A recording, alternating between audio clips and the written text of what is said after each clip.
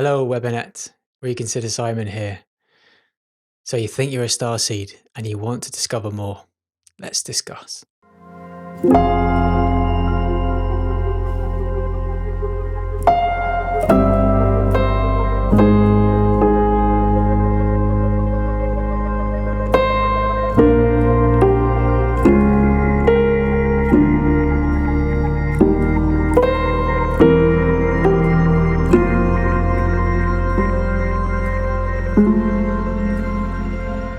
Welcome back. Starseeds. Let's just dive into that topic briefly. So you have reincarnation, which is followed by a lot of Eastern traditions. It's that idea as a soul that you keep reincarnating back on this earth plane, learning lessons. But you can scale that up. And so therefore souls coming in from other areas of the universe, other galaxies, potentially other dimensions, and reincarnating on earth at this time. And why are they doing that? Well, it's a prevalent idea that Earth has come through this quite dark period, and in order to help that shift, souls from other galaxies, other areas of the universe have then incarnated on Earth to assist humanity and the Earth with this shift of consciousness and changing, hopefully, into a golden era. Part of this dimension and its controlling mechanism is the idea of time, and that time is linear, and that's a fixed constant with our experience.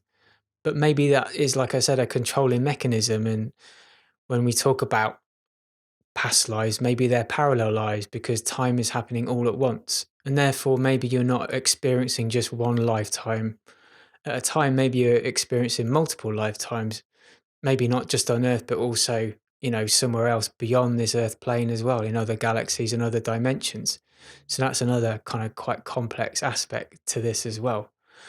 And it is my opinion that actually probably quite a lot of people on Earth, if not maybe the majority, are potentially starseeds.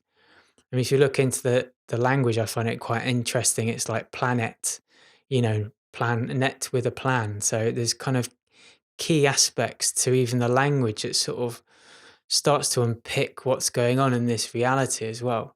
Potentially also with these incarnations as well, with like your parallel life or past life or simultaneous lives that are happening all at once. I mean, we're incarnated here as physical beings, we're in this physical reality.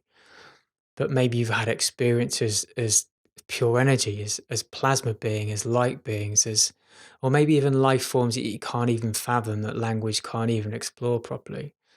So it's really fascinating to kind of think in these sort of terms. There are quite uncomfortable concepts in terms of reincarnation, in the fact that the earth is involving in some kind of soul trap, and therefore, I mean, you may have volunteered, but you may have also been entrapped here as well against your will, and then you're just kind of stuck in this cyclical reincarnation cycle that never really ends. And that's a really uncomfortable thought. I know I've had to tackle with it as well. And you do hear information about, that soul trap has been dismantled and no longer is valid anymore.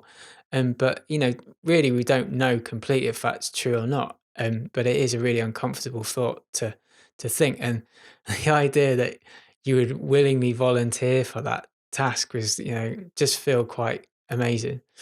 Something that's come up for me a lot this last couple of years, I think, is that idea of remembrance, fully embodying who you are as a soul and that remembering and reincarnating on this earth plane. Obviously, we have complete amnesia.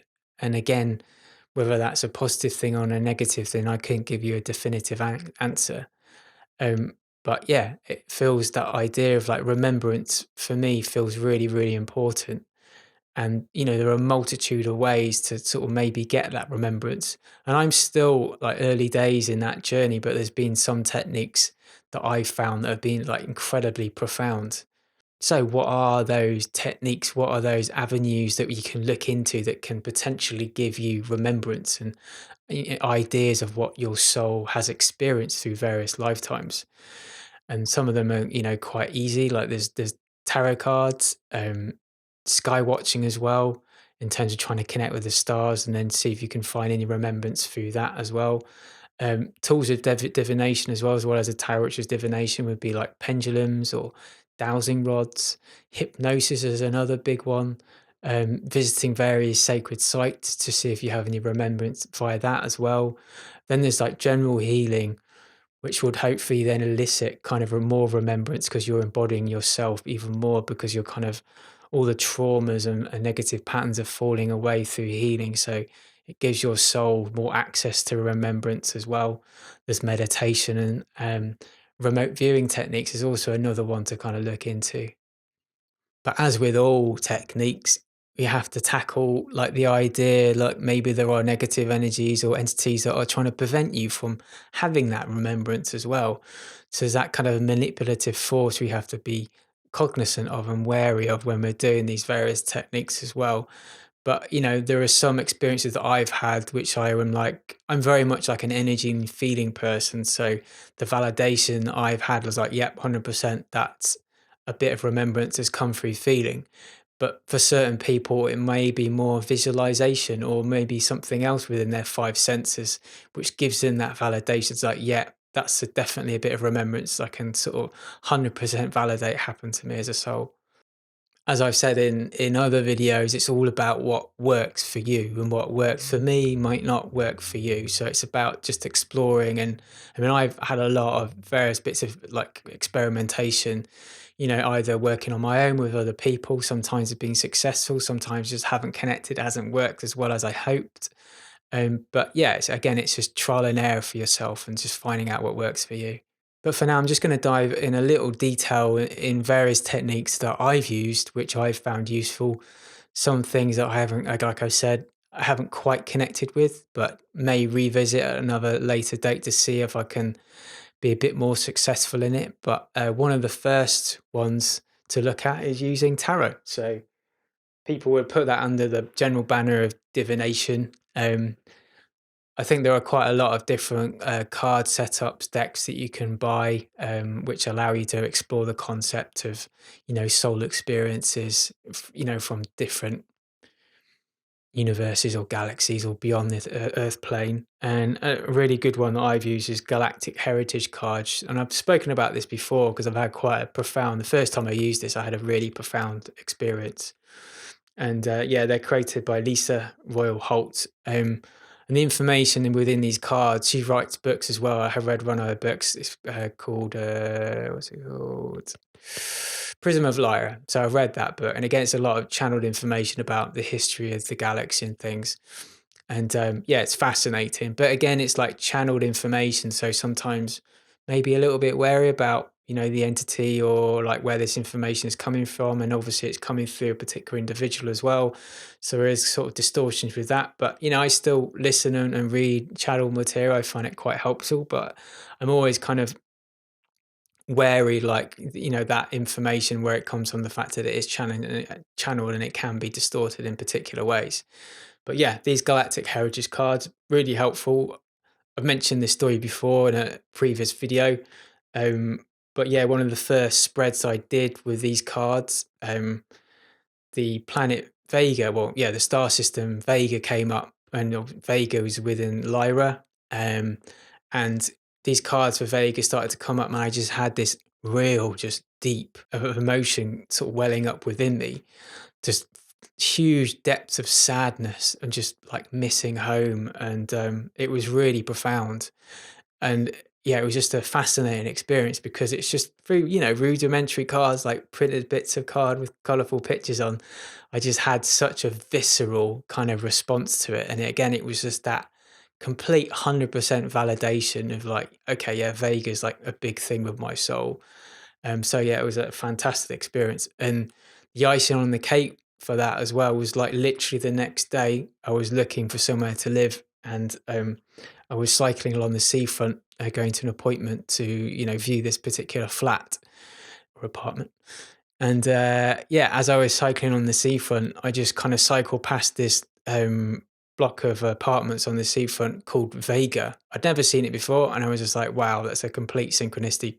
And I'd had that experience with the cars the night before, with Vega coming up, and just having the kind of apartment blocks on the seafront with a big name Vega was just a complete, again, confirmation that that has been part of my soul's lineage as well. So yeah, that was incredibly powerful.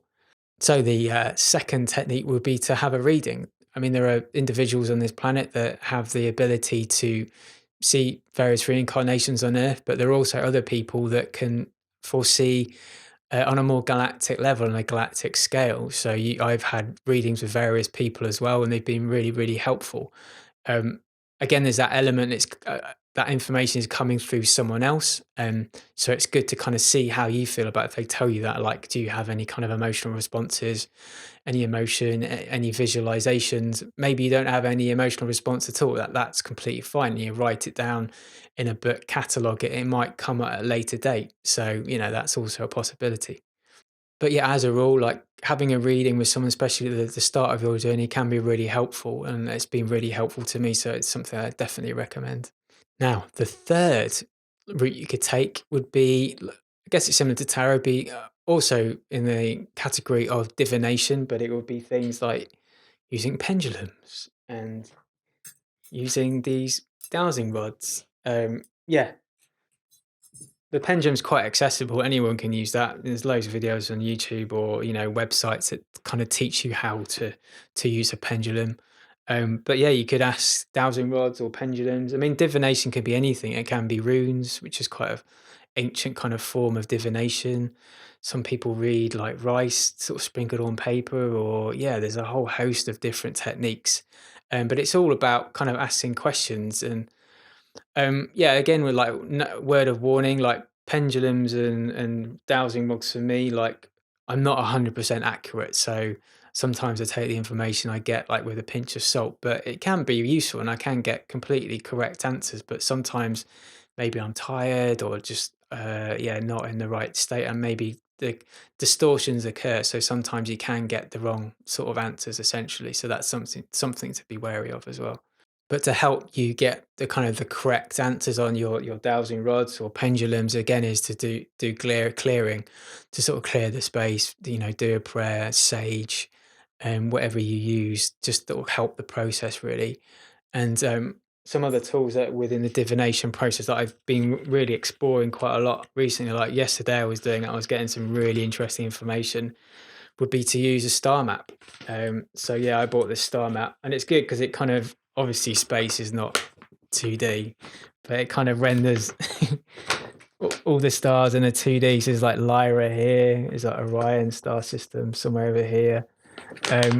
But yeah, through the process of me using this star map, have started to understand that a lot of my soul's journey is very much on this side of the star system. So places like Lyra and Vega, coming through the Pegasus, all the way down to, I think it's like Centaurus and Crux. I mean, these are places I've never really considered before.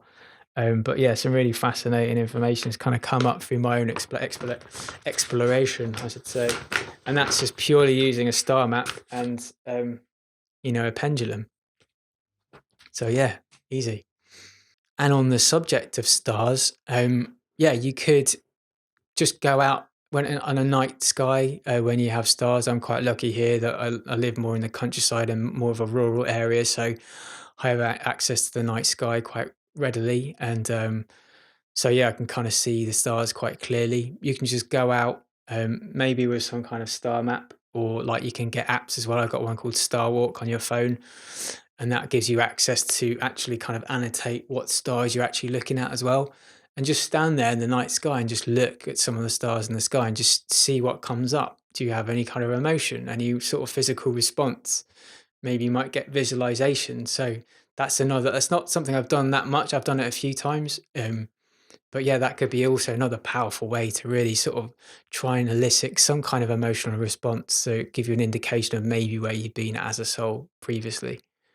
You can also use hypnosis as another technique to explore your soul's journey.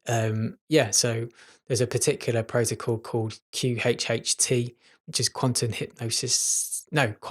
hypnosis therapy, and it was created by a lady called Dolores Cannon. And as many of you know, like hypnosis is quite a powerful tool. To some people use it to explore past lives that have happened here on Earth, and that can help heal some of the physical ailments that they have within this lifetime, and also phobias as well. So that's quite a well-known aspect of hypnosis that people use. I think it was in like around about 1968, Dolores Cannon started to kind of play with hypnosis as a healing modality for people. But it wasn't really until that she writes about the fact that it wasn't until like her children had grown up, she kind of properly got more into the idea of hypnosis as a tool to healing on a more of a galactic level, because she started to regress people who were having experiences in other lifetimes and other planets or other dimensions. Dolores Cannon talks a lot about the subconscious. That's her kind of term for it. And but yeah, you could sort of see it as a subconscious or oversoul or higher self or universal mind. You know, kind of maybe they're all the same thing. But when she's regressing people, that's the kind of the aspect of people's mind or consciousness or soul that she's actually kind of communicating with. And I think it was actually Dolores Cannon. She didn't create this idea, but she popularized it definitely. This idea about waves of volunteers that, you know, after the kind of nuclear bombs that were dropped in Japan during World War II really sent a huge warning signal out to the rest of the galactic community. And it was at that point that then souls started to actually reincarnate on this earth plane. And so the initial souls that kind of came into earth had a really hard time because they were like real kind of cleanup crew, and obviously very much kind of vilified, and obviously probably didn't know that at the time, but yeah, it was obviously a really hard incarnation to kind of endure, was the kind of that first initial wave. And as every wave that kind of comes in has a slightly different kind of task to do here on earth. But the actual kind of QHHT like protocol session, which I've had, can go on for a few hours. I did this quite a few years ago, at the very much at the beginning of my journey, and at the time, I was having quite intense issues with my health and had a lot of brain fog. And I think this might be why it hindered me to kind of see stuff like. And so, what I did experience, I did still have like visualizations of stuff. I mean, I had a visualization for some reason. I was just visualizing a tree on a hill for a long time, and then it was a leaf, and very kind of abstract images. And then I had another visualization, like an image of, you know, when you have like, you go into space, like on top of Earth, and you just see that horizon and the sun kind of coming up over the horizon of the planet, and you get that amazing kind of aura kind of effect on the rim, on the circular rim of the planet. I just remember seeing that visualization. Um, Another quite profound aspect was just remembering myself as this big giant. Like I was this huge giant, I had these massive hands. But I was in like some kind of desert location, but I felt like really, really strong. But I had these very, I was very beaten up. I had a lot of sort of scraggly clothes on, and my skin was like incredibly rough. But I just felt so big and powerful. And then on the flip side, I had this like visualization as being a little girl with actual kind of really old school plaits, and it was like my birthday. Yeah. So a big contrast, big giant to kind of a small little girl. But yeah. Yeah, those are kind of the experiences I had. I mean, I had the whole idea about QHHT, which I didn't mention, was you kind of write a list of questions you want to ask your like higher self, your subconscious, and it hopefully kind of gives you answers about your soul's journey and some of the experience you've had, etc. So I had this big list of questions, but I had such issues connecting with it. She didn't really get that much of a chance to kind of really ask those questions, but I did get those kind of data points, those like images. So that was quite fascinating. Yeah, I mean, the QHHT can be quite expensive because they're quite long sessions. I think they can go on for like 2 or 3 hours. But yeah, I think you can go into their website and you can find a practitioner that's close to you. There's a really fascinating YouTube channel like by a lady called Alison Coe, and I think she's based in the Portland area of like the United States. And she posts up some of her. I mean, she has a huge client list from all over the world, so you can actually book a session with her because she does it via, you know, remotely through Skype or Zoom or something. But some of the client data she gets from people she's regressed, sometimes they give permission to post it on YouTube, and some of the stories she had are just amazing. Yeah, if you really want to, if you feel a bit kind of down about this reality and like what's going on, you can sort of listen to her, some of her YouTube stories, and you know what's going on within those kind of spiritual realms. It's really fascinating. Definitely gives you a kind of a boost of energy, and just like, you know, just, oh, things aren't that bad. We can now talk about meditation. I mean, meditation is another like very simple tool to maybe help you access, past life memories on a galactic level. It hasn't worked for me. I mean, I use meditation all the time, but I haven't had any sort of galactic remembrance. But yeah, you can look for guided meditations. There'll be free ones on YouTube you can follow, or there's the Insight Timer app, which I use on my phone, which has got a lot of guided meditations. I had a search on there before this video, and there are kind of meditations you can do to have some kind of remembrance as well. But yeah, maybe you can go into a deep meditation with that intent to, like, show me some type of remembrance. So that's another way of like trying to explore your soul's journey. Keep on healing. That's also another way to get remembrance. I mean, essentially, a lot of souls are coming into this reality, this incarnation, and the souls are being shattered. So people aren't running on full power. And this is where a lot of the like amnesia comes from, and the lack of remembrance as well, because your soul energy is shattered across, I don't know, huge amounts of dimensions. And so, yeah, it's that idea of healing, of like trying to piece your energy back together, piecing all these shards of your soul will hopefully power up your soul to that point where you start getting remembrance as well. And if you start kind of losing all that trauma as well, those like negative patterns as well, that's also another way for your soul to kind of access the remembrance as well. I mean, I'm still on that journey, so I'm not quite there yet, but that's the theory. I mean, you can also visit sacred sites, and there are plenty of ancient sacred sites, things like the pyramids, or they're scattered all over the world. But there's that idea that some of these sacred sites, there was a period of humanity when we were more harmoniously living with the earth, and more kind of integrated into the galactic family, that there were beings like advanced intelligence, galactic beings that existed on earth, and they were interacting with humanity all the time. So maybe going to some of these key like sacred sites, you might start to have remembrance of you as a particular ET at this sacred site. So yeah, that's also another way to kind of access these memories. Well, I hope you enjoyed that. Yeah, I mean, the whole concept of star seeds and soul incarnations in different galaxies and universe and dimensions, I just find infinitely fascinating. And I'm still on that journey just of remembrance myself, and had a powerful experience yesterday with that star map that I discussed. And yeah, anyway, thank you so much for joining me. And yeah, thanks for watching and listening, and I'll catch up with you soon. Right then, take care. Bye bye.